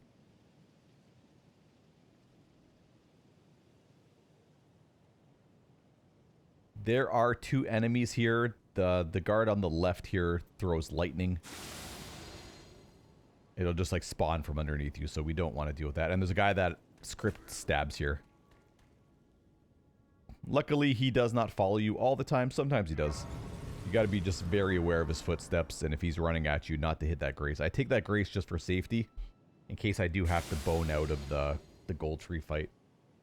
You just never know. Sometimes you're just not feeling confident in the run, and you got to reset the fight. No big deal. So we take that grace just in case we got to reset the fight. And then up to the trees. Nothing really going on here. There is a Starfist, the alternate bleed version of the Iron Balls in this area, but I don't feel like I really need it. It probably would help a lot, but then I'd have to get Smithing Stone 1 and 2s again, which is not something I want to do this late in the run. So we just run with the Iron Balls. The damage is good enough for me. I could deal with whatever shortfallings it does have later on in the run. No big deal. The damage is honestly adequate enough. Godskin Duo is a little scary, but... and Fire Giant too. But of course, there's always ways around. Can be a little sketchy though. And with all that Assassin's Gambit going on to lead up to this spot, we are in a good space where we don't have to waste too much time getting our health lower. So now buffing becomes pretty quick. And this is probably like the most honest fight in the entire run. There's no gimmicks. There's no crazy exploit. You just have to react to what he's doing. It's honestly kind of stressful. You just have to know which attacks you can charge attack on, which ones you need to R1 on. And then you'll be okay. You can strafe that attack. I just didn't want to risk it. I was too far away. So I just rolled through it. No big deal. Get the stun off in the riposte. Sometimes the riposte is not enough damage. I just run up to him anyway to give him an R1. You just never know. Yeah, these are the 3 talismans I'm using for the entire run. Axe Talisman, Radagon Sword Seal, and the Red Feathered Branch Sword. Nothing fancy.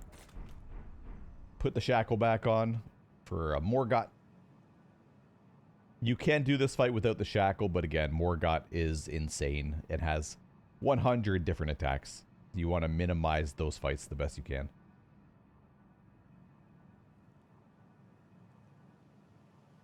And there is an assassin on the right side of this door frame, so we're going to stealth up to him. There's a neat little trick we do to not aggro him. If you go on the left side of him, he will notice you. But if you just squeeze through the back there, he'll never aggro you, and you can go safely to his grace and sit.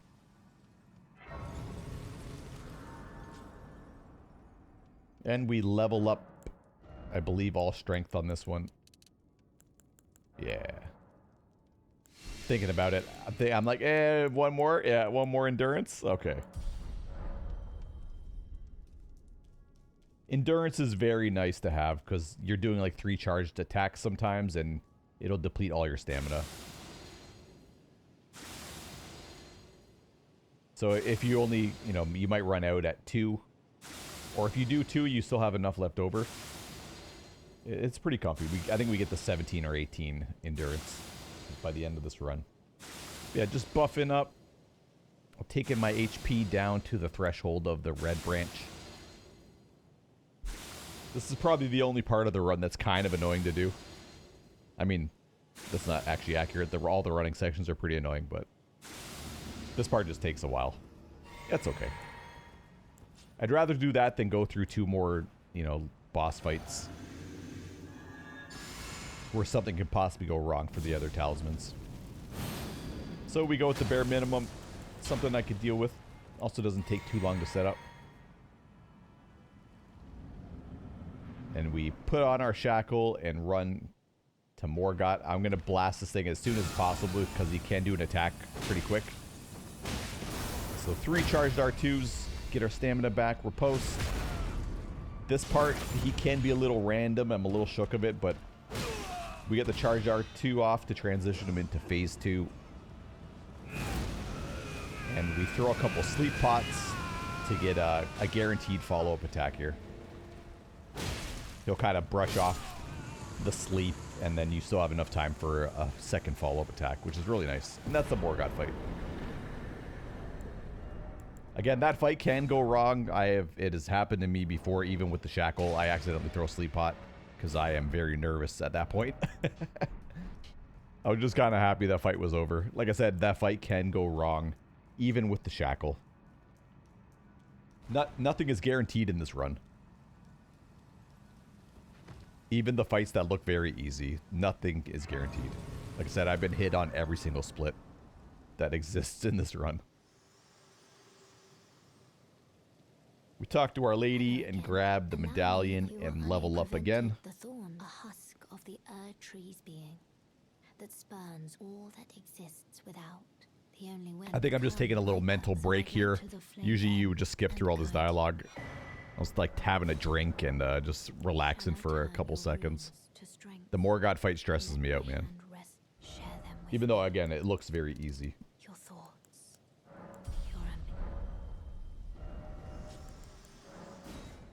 We go to the avenue balcony, the one I was telling you about earlier, so we can get back to the next spot pretty quick.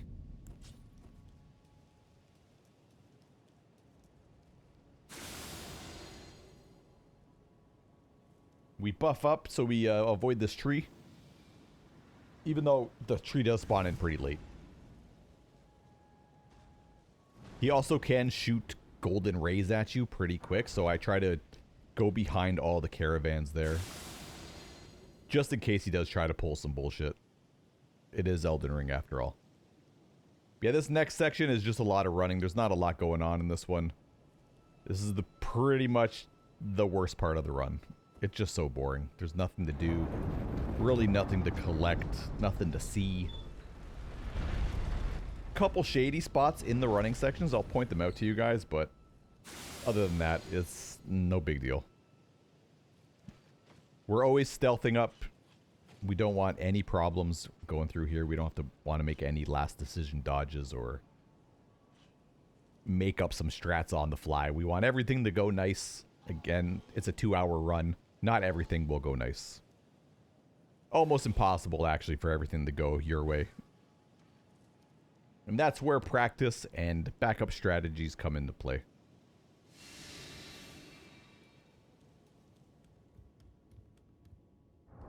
Yeah, while this run didn't take me insanely long to get, this is probably the most stressful run I've ever had to run in a Souls game for sure.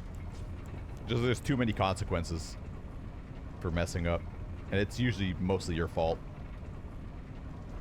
You maybe go for a hit that you shouldn't have went for, you get a little greedy, you don't wait it out, or you don't back out of the fight. Your ego kind of takes over and messes you up a lot. So this one, I like to shoot a kukri here, so these guys won't aggro me. So they usually won't hit you anyway if you run through them, but I want to try to keep myself out of combat so my stamina meter just keeps up the whole time, so I don't have to manage it. Because it's a very straight, long run, and you will run out of stamina like 3 or 4 times while running to this little elevator. Yeah, no aggro. We're looking good. We don't have to manage our stamina, which is perfect. Yeah, this next fight, the Fire Giant fight, is probably the sketchiest fight of the entire run. I feel like he's the most random, the most random boss that exists in this entire thing. Even with a good script, still stuff can go very wrong, very quick.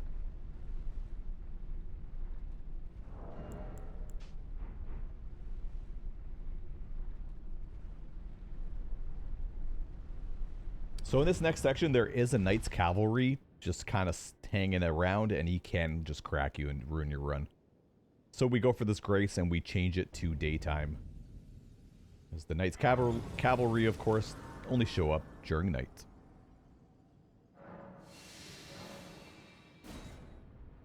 Change it to morning. Just avoid that entire thing altogether. We don't need to deal with that. The night and day cycle, like I was saying before, is very important to keep mind of. Certain events can happen at night or benefit you at night, like stealth and just not having to deal with certain enemies like bats and all kinds of crazy stuff.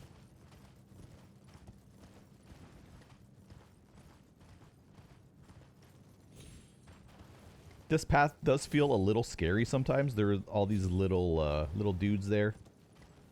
The vulgar militiamen, or whatever that you want to call them. They are everywhere, and they do crazy attacks, jumping attacks, beast claw attacks. They're insane. Yeah, like felt like I almost got hit on that one.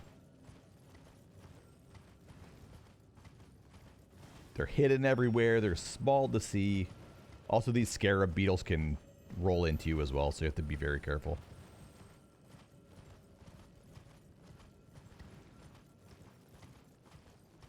And there is a giant gargoyle that just screams down here. This is very scary as well. So when you're running and he's too far away, he can do a screaming attack at you, like a wind bolt, and it can crack you in the back. So it's happened to me a few times, so I always grab this grace now. And then I sit at it to despawn the boss. Getting cracked once, you know, my bad, happens twice. You got to adjust after that. It's very rare that it does happen, but it can happen. And we take the lift up into the mountaintops. And we're gonna grab one item along the way here. It's the smithing stone bell bearing number 3. Wish they would have just gave it a different name. Yeah. We're going to grab this grace so we can come back to it later. We're going to pop some stealth, I believe. Nope, golden vow. Nice. Good job, cow. We don't need golden vow. I messed up. The nerves are starting to get to me here. I'm starting to get into my own head. But at the same time, I'm trying to hype myself up. I'm like, you got this. This is the run. The gods have deemed this one in your blood, brother. You got you got this. So we go into this little underground cave here. Pop the door open. Open the chest. And voila. I'm gonna pop this for the money to buy the smithing stones. Back to the round table hold before we forget to buy them and upgrade them and then fight Fire Giant at a very unhealthy weapon level.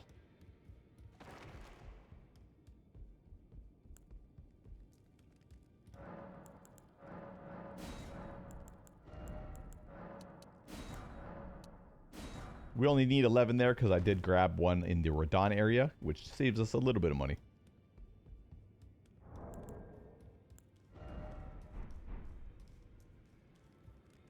Just checking my stats real quick, see where we're at.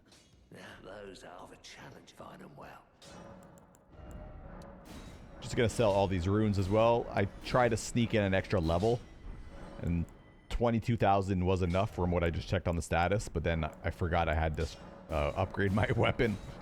So we actually don't have enough for an extra level. I was gonna get one more point of stamina, but no big deal. Back to the mountaintops. This place is just a boring run.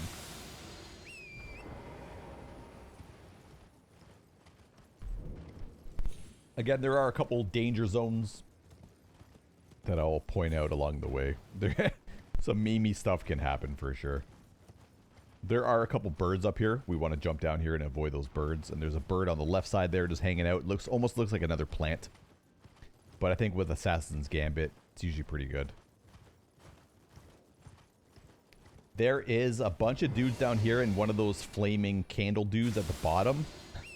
He can shoot a fireball at you. It's very rare, but again, it has happened to me. Yeah, this guy right here.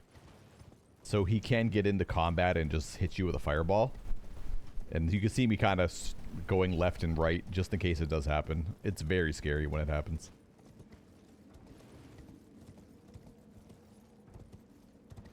There is an archer at the very end of this section as well. Big golem archer. We basically want him to shoot his arrow before we can proceed in this one. We don't want to get hit by this thing. So I'll just hang out here for a split second. Watch him, let him fire, and then we're good to go. Again, I have been hit by that arrow just running straight. It's, again, very rare that he does get you with it. But we're not looking for rare chances to happen in this run. We're trying to eliminate any rare occurrences that do happen. Like 9 times out of 10, you could probably run through there. Even probably more. Maybe, you know, 20 out of 21. It's that rare. But all it takes is one time to ruin your run to make you realize you gotta change your strat. Which I think is a really cool part of Hitless. Like, you'll see a lot of the boss fights scripted and you'll be like, oh, that's kind of boring. But it's almost like you're putting together this puzzle of every single section. You're trying to figure out the best strat you can use for it. You're trying to, you know, put that strat together with this other strat and then combine everything into one perfect little run where you obviously don't get hit. Harder. Harder than it sounds, trust me. Even with all like the nice comfy fights we have, it's so stressful. Pretty much once I hit the Godric fight and that one's over, it's all stress from there. It's all stress. Even going through Stormvale, jumping over those ballistas is stressful. Yeah, there is a dragon that spawns here. In this run, I was thinking to myself, man, the dragon has never spawned directly in front of me this entire time. What are the odds? You'll never guess what happens. I've never seen this happen. Right in front of my face. I was like, oh my god, we gotta get out of here. This is not the time for this dragon to do that shenanigans. For this, the fog, I basically follow the cardinal directions. Like, I try to stay south the entire time. Or like a little past the southern marker. So once I know I'm free, turn that corner. I'm going to pop some stealth because there are some dogs up ahead. There's a big dog that doesn't mess with me when I stealth, which I figured out. Without the stealth, and when I wasn't doing it, the dog was always trying to take a hit at me. So I said, let me try this. Even though I don't believe the stealth should be working on the horse. For some enemies, for some reason, it does work. But yeah, this one dog here, if I don't have Assassin's Gambit on, he always dives at me. Without fail. But since I started doing Assassin's Gambit, he has not even bothered attacking me once. And that puts us out of combat too, which gives us no point to regen our stamina. We just get to fly through this, which is really nice. We don't really hit combat until, I believe, this section here. Actually, I might even avoid it because I'm just going so fast. Yeah.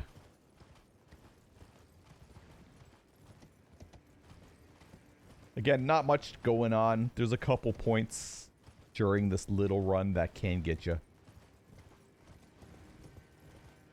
But taking the proper precautions, of course, definitely helps out. And while I started my little Elden Ring Dark Souls journey doing speed runs, never actually submitted anything. I was a little too scared to put my stuff on the leaderboard because I felt like it wasn't good enough. But that's another issue for a different time. I kind of just started seeing hitless runs and I was like, man, this stuff's kind of cool. And I think I like hitless a little better, even though it's a little more stressful. It's just I don't know, it's weird. It's more peaceful. Like, you have your own time. You don't have to worry about a clock hitting you, worrying about if that split was 2 seconds faster or 2 seconds slower. Yeah, you know, you didn't take the correct pathing and now you lost 5 seconds. And then, you know, saving 10 seconds over a run is considered huge. So all of that is like very grindy, and it's cool to do and it's fun. I think it kind of gets old quick for me. I think at least with Hitless, I mean, the runs can take a while, but once you get the run, it's not like you got to improve on it. You hit the run, you finished it. Yeah, we're going to take a little detour here and get the ancient smithing stone bell bearing. No, not a bell bearing. It's the ancient smithing stone. So we can get the max level for our weapon. It's a good spot to do it. It's right by the fire giant fight. We stealth up. There's a couple birds here. And we grab this smithing stone. Sometimes I talk crazy. Yeah, teleport back to that grace we got earlier where the hand crushed the bird and the giant. And then we're going to parkour up here because the boss fight is right beyond those chains. You don't have to do this, of course. I like doing it. It's fun.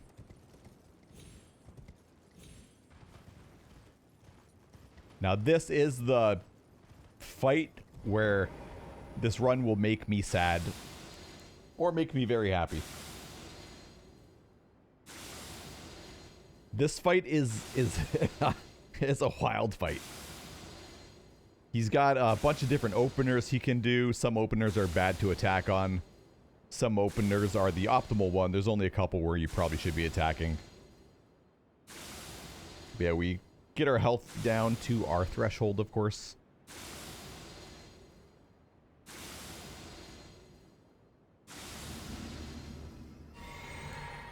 Flask up. And we're going to enter the fight before we buff so we can get a little more time out of our buffs. Very important. So drink flask, golden vow, flame Grammy strength, Craig blade. And we're going to top our mana back up, our FP back up so we can use sleep pots for a very easy first phase if it goes right. So he goes for the snow shovel attack. You can use the invincibility frames on your horse to get rid of that. Very easy trick to do. Looks scary. So we got a pretty good opener. The double slam gives us a lot of time to hit him with a charge R2, which takes down his braid, and then we could stun him and then sleep pot him. Very good first phase.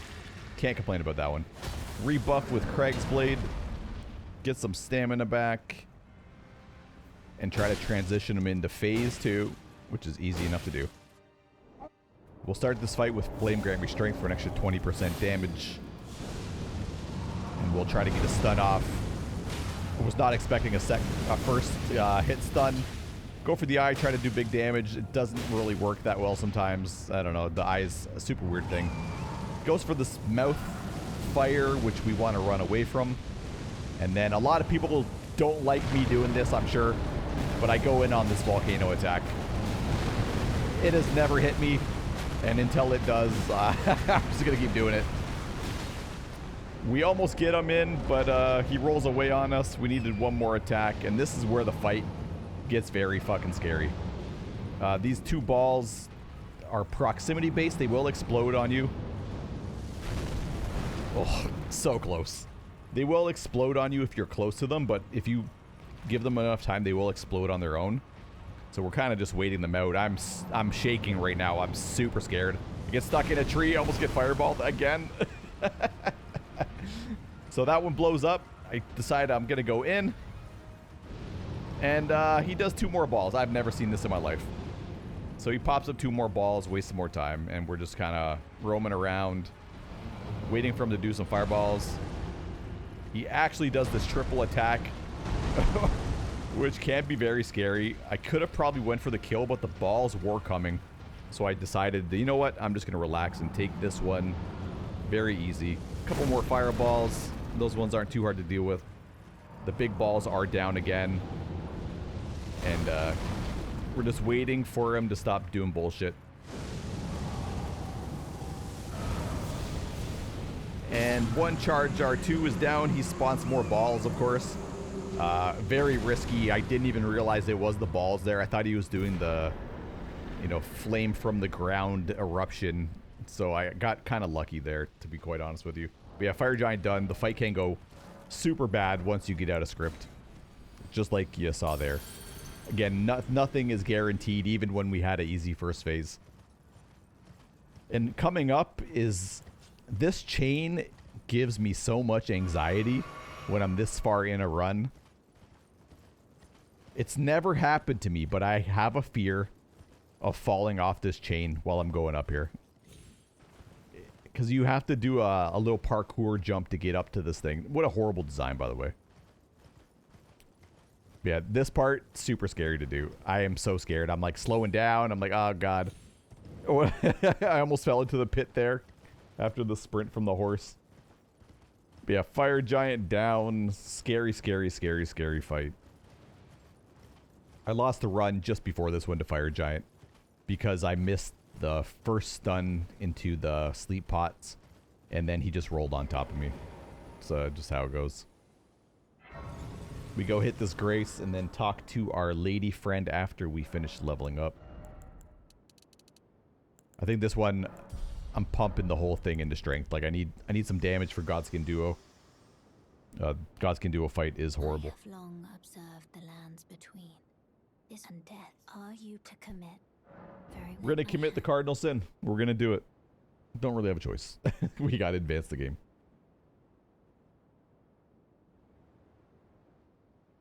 This next two running sections, the one before Godskin Duo and after Godskin Duo, are very stressful. Luckily, they are the last running sections of the entire run. Just setting up, make sure I have the bow on. We're gonna do some more sound strats to lure enemies away so we can safely get around this map. Gonna grab these two items here. We don't really need it that much, but saves us a little bit of money. Smithing Stone 8, and I'm scared. I've fallen off this before and died, so I'm I'm just walking off. I'm taking my time. Golden Rune 9, nothing too big. Just grab it just in case. You never know. So we're gonna hit stealth right at this corner. We're gonna switch to our bow and our kookaries, hopefully. Yep. We're gonna throw one kookery into this corner and let this patrol guy stop patrolling, rebuff, and then move along from that guy. Gotta watch over those candles because that can make noise. Yeah, throw another kookery into this corner, and this guard will turn his back on us, and then we can just walk right through. It's probably like my favorite thing to do in these Elden Ring games is to throw kookeries at stuff and then stealth through. I don't know, it's fun. It's a little strategy to it versus just running through a section. I don't know, it's enjoyable to me. We stay on the top right here in case this dragon does fly and crack us.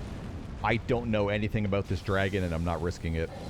I don't think he's really a threat anyway, but we stay away from that.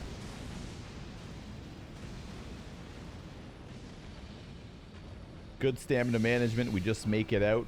We grab another Smithing Stone 8. Save us just a little bit of money. I don't think it even amounts to a level that we save from all these Smithing Stones we gather, but whatever. Stealth up again. Shoot another kookery. This guy can be kind of sketchy. I hit that that thing by accident. He kind of freaked out. There is another safer strat for this one where you go around and up top, but I'm a psychopath and I just do this strat. Throw two kookeries, one there, one there. There's a guard on the left side. Unfortunately, he didn't fall for the kookery, and this guy decides to throw lightning. Honestly, not too bad. They can throw lightning here, so that's why I slowed down just a little bit to bait out the lightning first. And I accidentally shoot an arrow. Okay, I don't even remember doing that.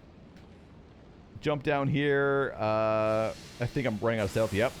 Bad time to run out. That guy noticed me too. Wow.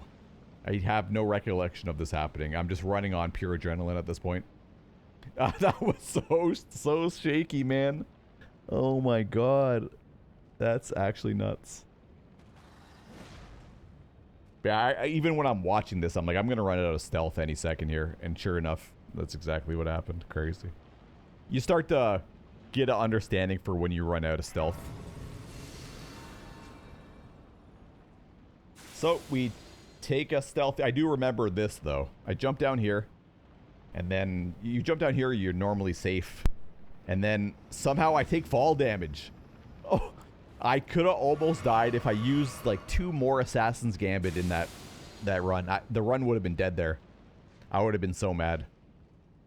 But yeah, we're alive. We're kicking. We're doing good. Gonna use another Kukuri strat. I don't know why I healed there. That's strange, but I think I thought I had the Kukuri there. But yeah, we throw a Kukuri into this corner, let this dude go investigate it, and we run on pretty safely. Yeah, what a sketchy run. I almost lost it probably 3 times in this running section. Holy. I would have been devastated, though, if I got fall damage and died there. Apparently you can't fast travel here, but that's okay. We'll just take a seat. Take a little breather. And then on to the Godskin duo fight. Make sure we have enough sleep pots. You just never know. I like to keep 7. Just weird stuff can happen. They can dodge your sleep pots if you get them off cycle or whatever. Something bad happens. Just good to have resources for this fight. So we're gonna, again, drain our HP. Take off the bow. We don't want to miss menu when we're trying to buff up and accidentally shoot an arrow while they're sleeping or something.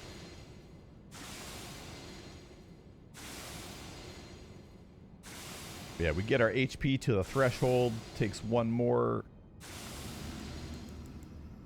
Get our mana back, and then it's time to start the fight. So we run into the fight since we're still stealth. They will not aggro at this point. So we take this opportunity to throw some sleep pots. That was an insane correction by me, by the way. That was, the accuracy on that thing was nuts. That was a Tom Brady Hail Mary. It right into the end zone on a fade route. But anyway, we buff up. Get this fight going. This fight scares the crap out of me. Godskin Noble can do some crazy stuff after you get this riposte strat, so I do switch it up here. I riposte them from the back. They take a little longer to get up when you riposte from the back, and then it gives me enough time to throw a sleep pot. And luckily he goes into phase 2. Sometimes he doesn't. He can do like an instant belly attack or a bunch of other stuff. But we hit him on the way down while he's dead. Get some extra damage in. And that part went really nice. I lost a run to that exact scenario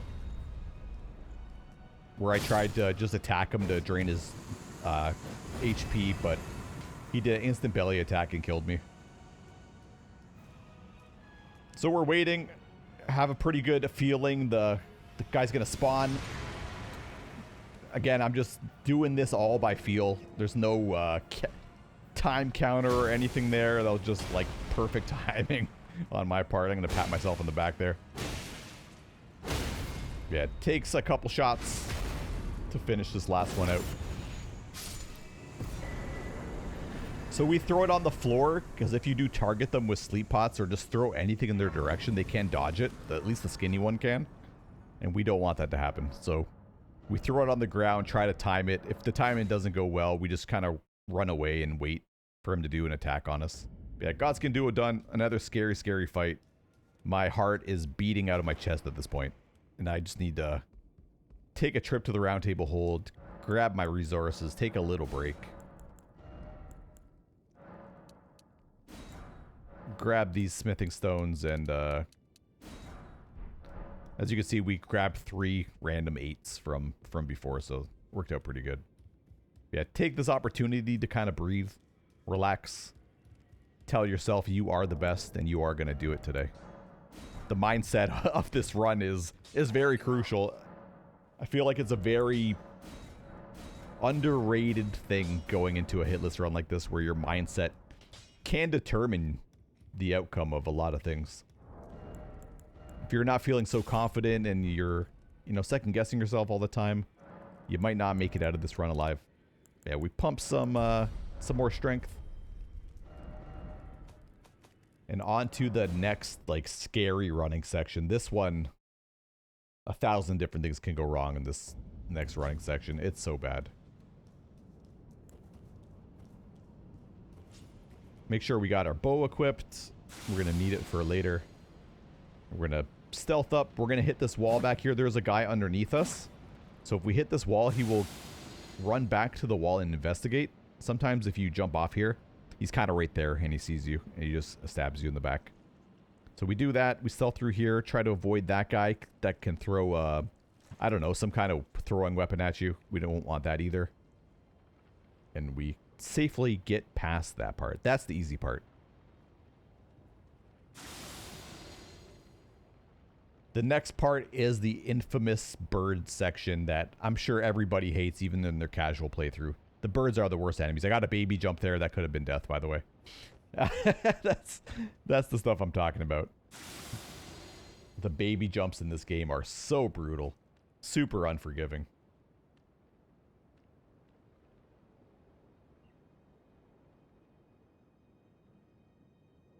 We take this here. We're going to grab this grace just in case we got to save quit. Or not save quit. Teleport out of any danger. Maybe we got to reset. You know, just never know. So we grab the grace just in case. We don't want to make the run back again. I kind of wait in this bush and wait for this bird to go back down to eating. But for some reason, it always sees me. Whatever. We roll off the rooftop. No big deal. Go underneath. The bird, for some reason, can't come down here. There are birds everywhere here. There's a bird on the left. We're going to try to avoid. There he is. For some reason, he doesn't see us. That one doesn't see us. So we go through the lightning. Go to the very edge of this rooftop. Re-stealth. Get our bow. And shoot this dragon in the chest. For some reason, when you hit this dragon... That one didn't work. You need to see the numbers appear. There you go. See a nice 30 damage, and he'll just fly away. For whatever reason, he just goes up, disappears. Elden Ring's the best game ever made. And we're going to buff up here like we're going for a boss kill. This is super important. Re-stealth. Get all the damage we can. I don't know how much damage this bird's going to take, but we're buffing up super big. We need to one-shot this bird, essentially. Stealth on him. Crack him. Switch back to our... And then I mess up here and I sprint. I should have crouched this entire way. Now the bird aggroed me, and he is on our tail. We're running, man. Oh, what a brutal part. That was my bad. I got a little too antsy and started sprinting. Ed, we're not done yet. There are about 4 more enemies here that can ruin our run. So we take another stealth section, throw some kukris at some walls, let this guy turn back around, and rebuff our stealth. He's not going to see us coming. And then there's a guy that throws bracelets at you here, so we're going to throw another kukri here. Let him aggro to that. And then this part, I just go for it. This is so shady. I would not recommend doing this ever, but I don't know if I've ever been hit here. So luckily he did the lightning attack. He didn't go for the big swipe. And we kind of got, he can do a swipe attack or he can do the lightning right away. He gave us the good one. So that was really nice of him.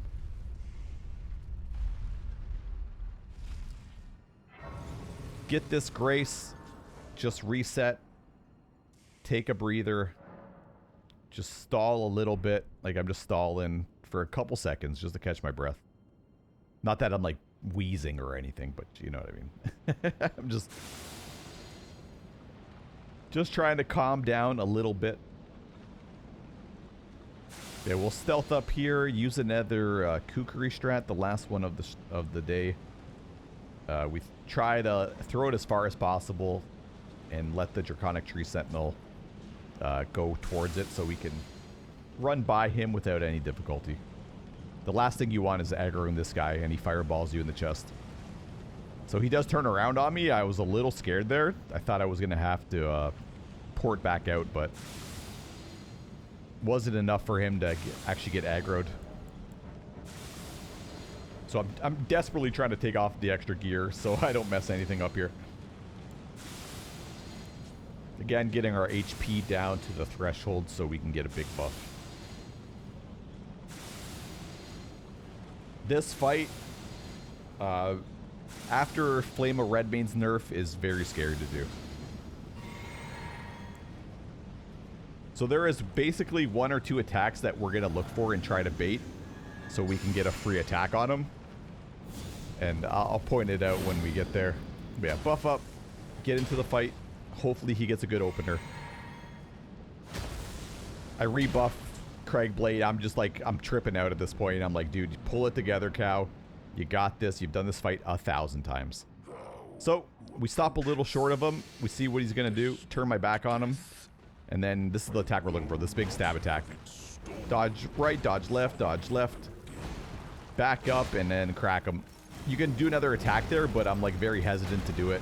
Jump that. That was a very close one. Try our best to dodge these boulders and the rocks as best we can. My controller actually malfunctioned there, and I didn't get a dodge. But it worked out, hey. The gods are on our side today.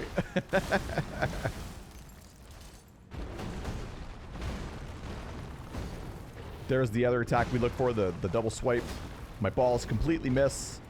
We look for another one. I didn't have enough time for a charge attack there, so I just did our R2. And we're going to rebuff with Craig's Blade here, take advantage of him throwing rocks around. And then another stab attack. Again, same pattern.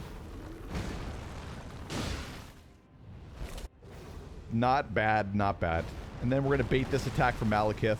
Free aim our charge attack so we hit him in the leg. Hit him with the stun. One more R2. A riposte. Malekith, the Black Blade, is dead. My heart is about to explode from my chest. Probably one of the hardest fights in the game to get down. It is a very scary fight. My rune didn't pop. Okay, that's okay. Yeah, that fight, honestly, is probably the biggest bane of existence for a lot of runners. You have to learn so much to that fight. The dodge patterns, dodging the rocks, dodging the claw from underneath. There's so many different attacks that he can pull off on you that you just have to be ready for everything.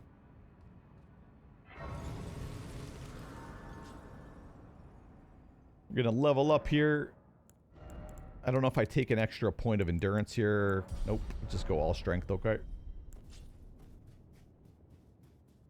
And then on the way to Gideon. Gideon's a pretty straightforward fight if you have a lot of damage. All my homies hate Gideon. Gideon is the worst. Whatever you can do to trivialize this fight is for the better. It's probably one of the most annoying fights in the entire game. There's no... If you go off script, there's no real way to do anything about it. You just have to... literally react to everything. There's nothing you could do. Luckily for us, we have a lot of damage here. I did this no weapon upgrade run, and I had to fight Gideon. It's probably one of the worst Elden Ring experiences I've ever had in my life. I would not recommend it to anybody. Horrible, horrible time. Yeah, we're gonna buff up on this elevator. Try to get our HP down while waiting. Elevators are kind of nice for that. They do throw a couple for us every once in a while. Yeah, on to the final 3 fights. I guess 4 if you want to count the last boss's 2 fights, but I counted those 1.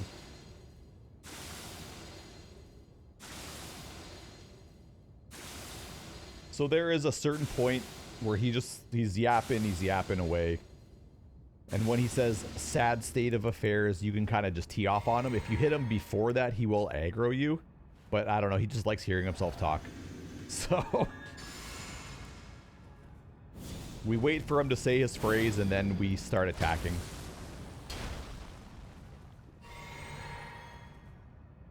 And this fight goes down as smooth as butter. This is one of 2 fights that I have no stress about at all. This and the Margit fight. Stand before the Elden Ring to become Elden Lord. What a sad state of affairs. And right there. Your spirit, but alas. And 3 shots and he's down for the count. Very straightforward fight when you have the damage. It's pretty much happens the same every single time. He will always try to hit you with that debuff thing he does. A man Cannot kill a god. Yeah, we know, dude. a god. menacingly stare into the camera. This part also, I'm a little shook. I'm like, I don't want to fall off this tree, dude. Gideon down onto the very last 2 fights. This is another one of those fights, for at least for phase 2, that is very fair. And you just have to react. Luckily, we do a boatload of damage. There's a very specific amount of attacks that I want to do in this fight too. I don't want to cause a stagger too early. So you're going to see me deliberately not do any charge attacks. Besides the very first opening attack, my poise budget can only allow for 1 charged heavy attack. Or else I'll stun him too quick and then he'll get stunned in phase 2 during a phase transition. I don't know why it happens, but it's just such a mess.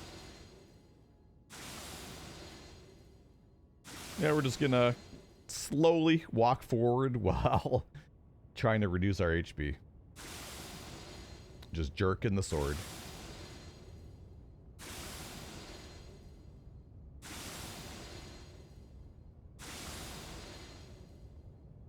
Yeah, this is a pretty honest fight. You have to learn, you know, 5 or 6 or 7 different attacks for this guy. It can't go any way. There's no real script he follows besides the opening attack.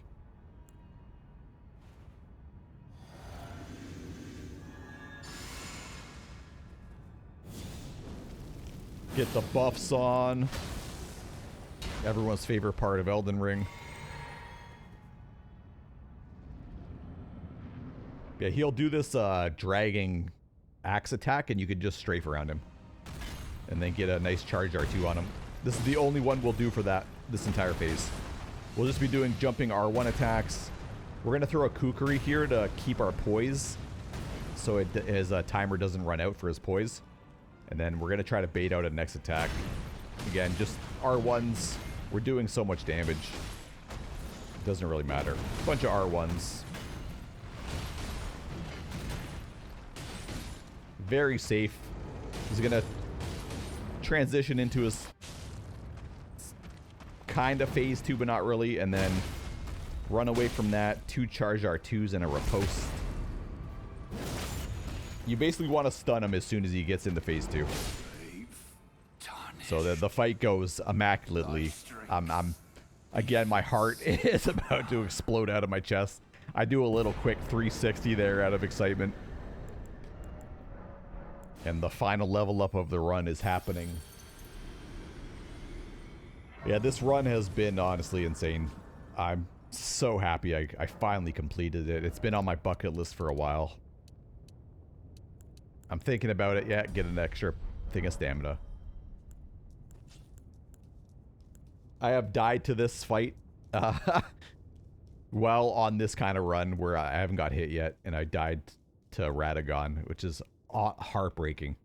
I miss a little jump punish. Just like absolute heartbreaker, man. But when I did get to this far at this boss, I knew I could do it. So I just kept plugging away. It did take me a couple extra days after getting that far. Like I said, there's so many things that can go wrong in this run that you just never know when your time is up for that run. Maybe Fire Giant feels a little cheeky that day and rolls on you quick. Maybe Godskin Duo will hit you with a quick belly attack. Who knows? So we're buffing up. We also want to keep an extra bar of FP when we're done buffing, because we're going to have to Cragblade and Flame Grant Me Strength again after this Radagon fight is done. Just to get some extra damage for the Elden Beast.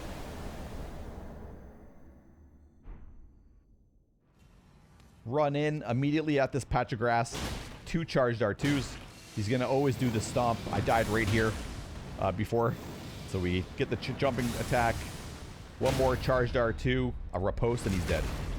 So much damage. Flame Grant Me Strength. Cragblade. Try the 2-hand before the transition happens. And I actually messed up this part pretty bad. Charge R2, charge R2. We're trying to go for a stun. I get stuck on his leg here, or his hand. And I don't get back in time, and my stamina doesn't regen fast enough. so I don't get my third charge attack here. It just barely misses. Luckily, he goes for the sword swing, and all I got to do is dodge these 3 attacks. And then we still have enough damage for the poise. Done. Couple more charged R2s. I'm feeling so good right now. Going for the riposte. The fight is done. Hitless complete. My god, what a journey. Yeah, I don't think I've ever been stuck by the hand there, but luckily if he did anything else besides the sword attack, I would have just boned out and restarted the fight. But he did the sword attack, and I was like, alright, I'll give this a shot.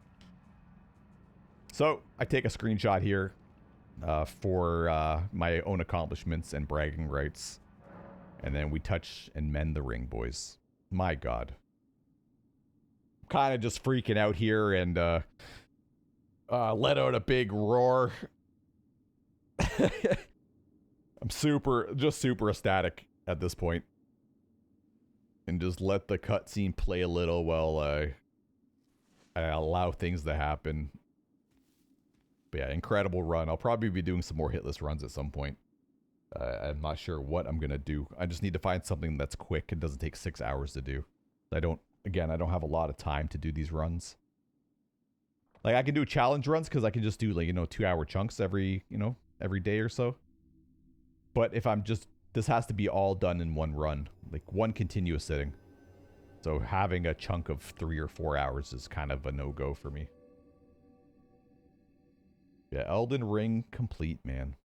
What a journey. There was definitely moments in this run where I was like, I don't think I'm going to be able to do this. But it's done. We go check the time real quick. And we are 1 hour, 53 minutes, and 30 seconds.